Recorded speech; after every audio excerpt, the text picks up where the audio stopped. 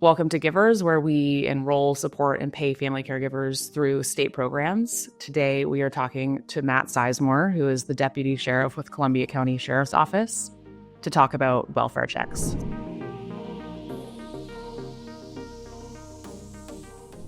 Matt, welcome. Thank you for being here and joining us. Maybe you can just say a quick hello and then give us like the high-level overview. What is a welfare check?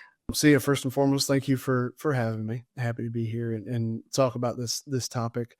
Been in law enforcement for 8 years and doing welfare checks, I feel like, every day of those 8 years. So the 30,000 foot view is just that welfare checks are simply when someone notices something out of the ordinary, whether it could be a bunch of different things, but that they want us to come in and just verify that everything is okay, it's kosher, whatever you want to call it, that everything and everybody is okay. Okay, awesome. Yeah. So at Givers, we mostly are supporting caregivers that live in the home with their care recipient, but we want to provide resources and education to all different versions of caregiving, family caregivers. So that's for many people caring from a distance.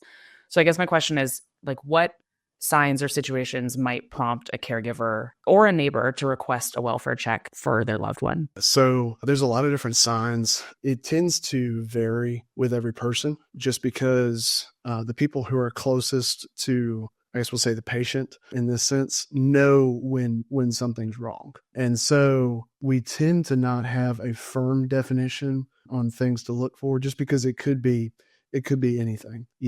So-and-so hasn't called me in an hour.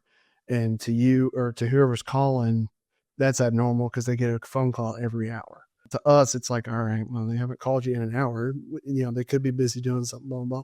But to that person, it's irregular and it warrants a welfare check. Majority of the time, especially with neighbors, it can go from anything just to they have a car in the driveway, but they haven't seen them in a little while, to kind of the drastic thing of, hey, it looks like about 5 or 6 days worth of mail's piling up in the mailbox and the mailbox is overflowing. And, the lights are on, the TV's home, but I'm knocking on the door and nobody's answering the door. There could be other things where, it could be just concerns for safety, whether, we go back to what's abnormal, just getting to know like the patient, making sure that, it's a relationship that the ins and outs, and you could be getting, weird text messages or a phone call that just doesn't quite sound right, a voice in the background that all of a sudden, hey, I'm pretty sure they live alone, so there shouldn't be any voices in the background. Different things like that could warrant us coming out just to make sure that everything's okay. At the end of the day, we as a sheriff's office and most police departments, everybody, that when we conduct these welfare checks, we would rather go and get there and nothing has happened, everything's fine, then we never get a phone call. Then we have to show up when things are really bad. Yeah, I think that raises a really good point, is like, if someone, a family caregiver, a neighbor, whomever, is considering something feels off, should I call for a welfare check? Is there, I guess, sort of what are like the limits? Is there anything that's too small to be considered, or that you as a sheriff's office like wouldn't go and do welfare check for, or maybe redirect someone to a different resource? Yeah. So the only time that we've ever, that I know of, that we've ever denied a welfare check is something that's it's different than the relationship that we're talking about now. The only time I've ever seen it denied is typically when we're dealing with something where it's two parents that aren't living together that are kind of doing the welfare check on the kids to annoy the other person, which doesn't have a whole lot to do with what we're talking about now. When it comes to doing a welfare check on people with mental health issues, the elderly who need, specific care, stuff like that, there's nothing too small. Like I said, we lean on the cautious side when it comes to responding to these, because it's like I said before, what's abnormal to the person calling may not be abnormal to me, but I don't know this person that I'm going to check on from Adam. And so I need to know what you see, why you feel it's a need. And if you feel like it's a need, then we'll go out and do it. Yeah, I mean, I find that very comforting. I think of experiences with my own dad where it's like, I explain a situation to a friend and it doesn't sound out of the ordinary, but given our relationship, it is. I mean, I think that's really good for people to know that, like, basically nothing is too small. I guess the next question would be like, how does a welfare check actually happen? Who do you call? Who comes out? What's the process of a welfare check? Yeah, so depending on the drasticness of the situation, obviously warrants a 911 call versus a non-emergency call. So every police department, every sheriff's office has a non-emergency number that you can call. There are a couple different websites that list all of them out. So no matter where you're living, if you're living here and mom is living in Timbuktu, Texas, you put her address into one of those websites and it'll pop up exactly what number you need to call so that you can contact the local police department or sheriff's office. Basically what we would do is we would come out and just using kind of common sense techniques. The way that I normally approach it is I'll go and I'll give 3 knocks on the door. I'd knock progressively louder each time just to make sure it's not somebody who's asleep or has the TV too loud and they can't hear me, radio up, whatever. So I'll knock 3 times or do 3 increments of knocking, however you want to say that, progressively louder. If I'm not getting a response, then I'm going to go ahead and check and see what if there's a door unlocked, if there's a window open, something that could potentially give me access to the house. Not quite going to use that yet, but I'm going to go ahead and do that just to see if later on down the line, if we need to go in the house to make sure that this person's okay, that we have the ability to, that we're not breaking down a door or anything like that, because we would like to avoid property damage if at all possible.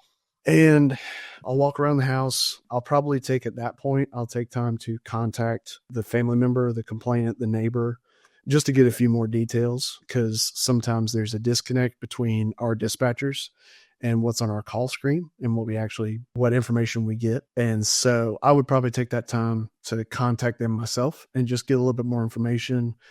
What's going on? What's the concern?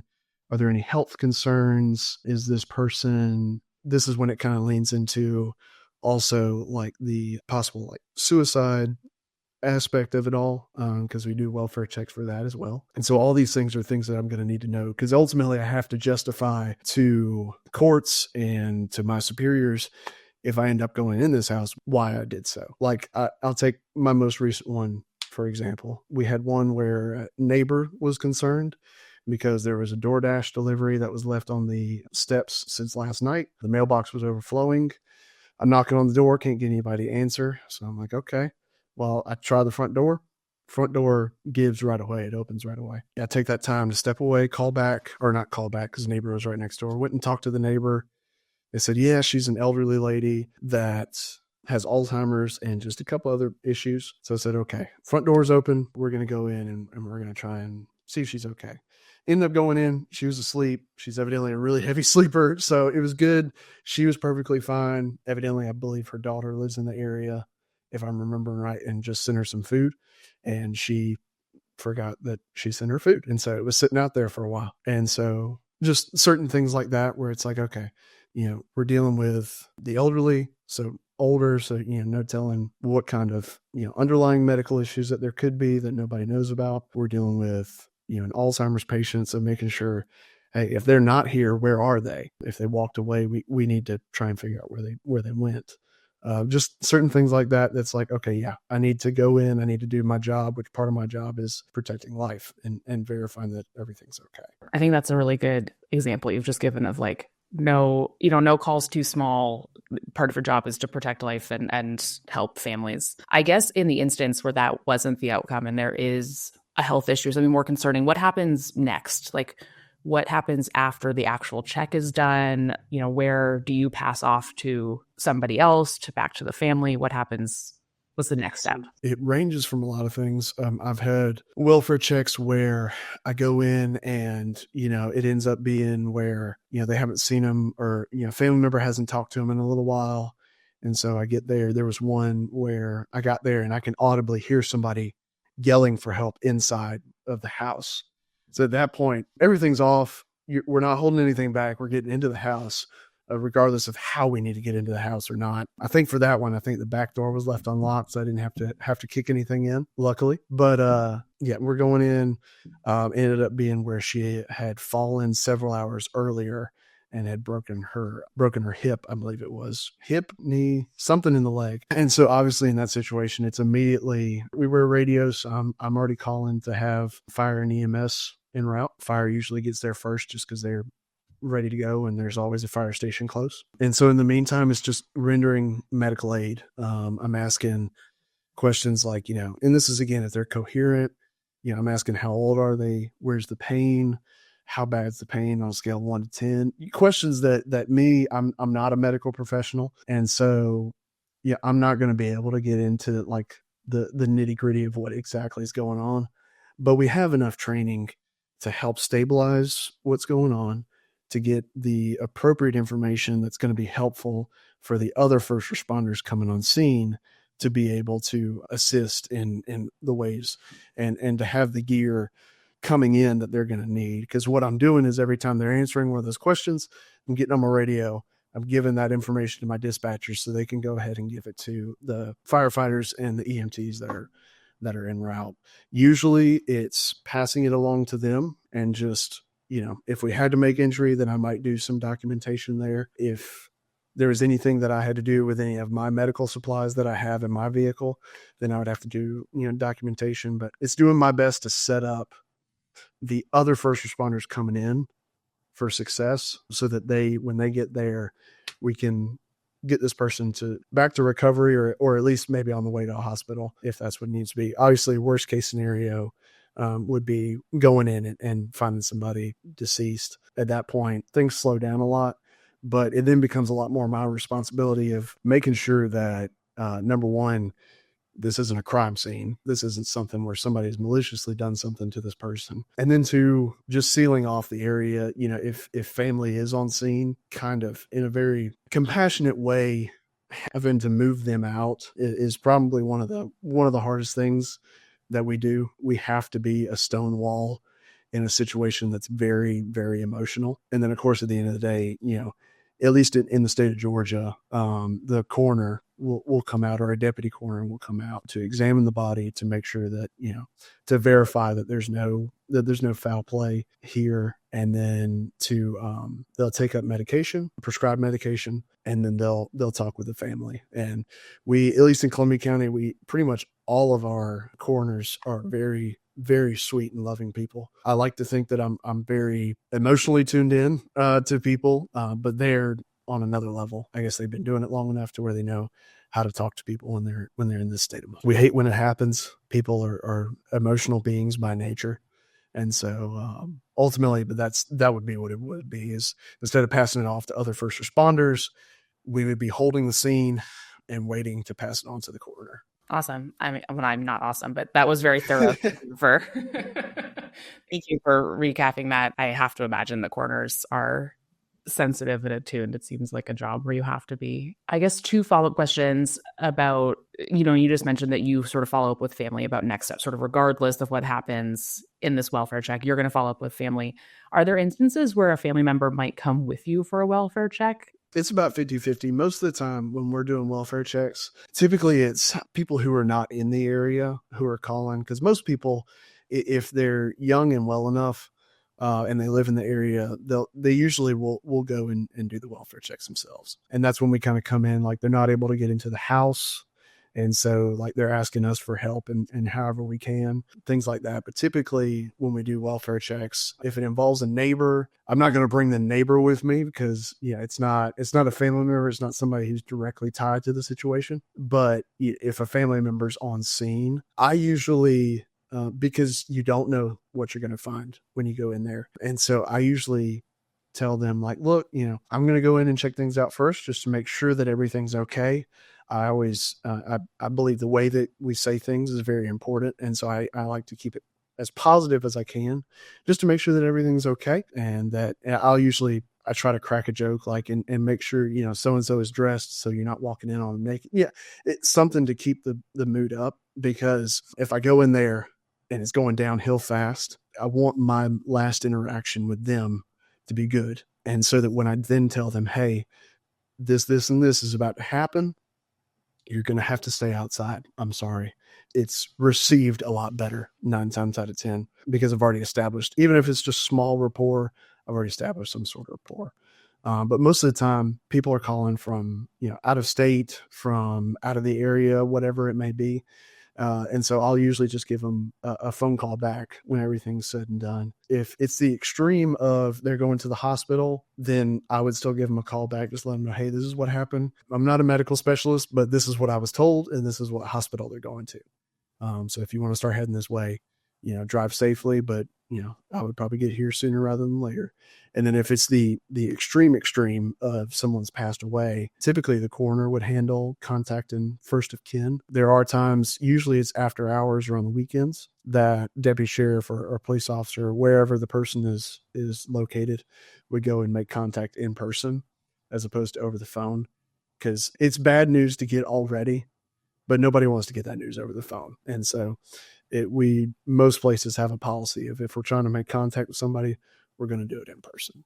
Thanks for breaking that down. I think my last question for you, and you had started to touch on it before a little bit by your example of like parents, calling welfare checks on their other parent or whatever. But I guess, are there any other legal or ethical considerations that a family member should consider before requesting a welfare check? Yeah, like I said before, there's the legal and ethical. The ethical is always there. It's called a welfare check for a reason, not just a go see how they're doing kind of call. The ethical reason, in my own opinion, is always there.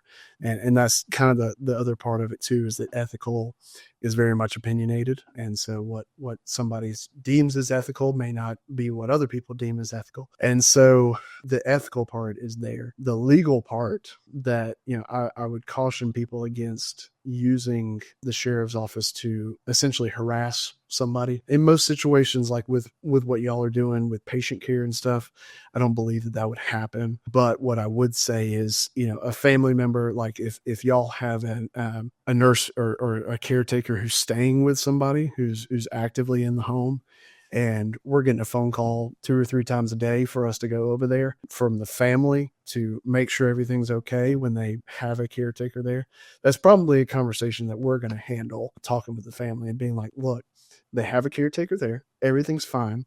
If you want to go check on them and make sure that the business or whoever that you're paying is doing their job correctly, that's up to you. But we're not going to do this anymore, because it's obvious that this is not productive and that this is going into harassment. And then, like I said before, it's sad because in my opinion, the only victims in the situation are typically the kids that are getting used as bargaining chips. But yes, there are times where parents will use us to do welfare checks on their kids when they're with, an ex-spouse or a separated spouse, whatever it is. And, it could be anything from so-and-so is not letting them call me, and I know they want me to, it can be a lot of different things. I know it's not really here, what I'm here to get into, but it's just using, like I said, common sense techniques is what I use when I get on scene. And it's just using that same sense of, hey, I've called 3 times today. They're okay. If there's that much of a concern past 2 or 3 welfare checks, I would even say in a couple days, if there's that much concern, then you might want to start heading that way yourself, or you might want to start, having somebody there 24/7, as opposed to set periods of time. That protects yourself and obviously the other person from any other issues. This has been great, Matt. Thank you so much for everything you've shared.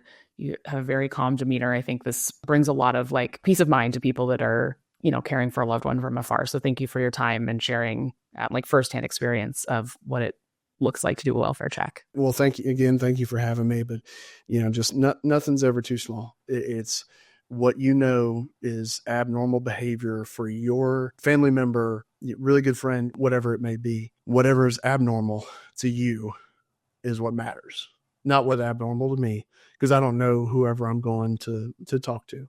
And so if it's abnormal to you, if it's a concern to you, then it's going to be a concern to us as law enforcement. So never hesitate to call. As I said before, we would much rather show up on scene and everything's fine, and you kind of feel like, oh man, I feel bad for calling or what, because everything was fine. Hey, we would love to get there and everything be fine, rather than not get called and something be seriously wrong. Yeah. Thank you so much.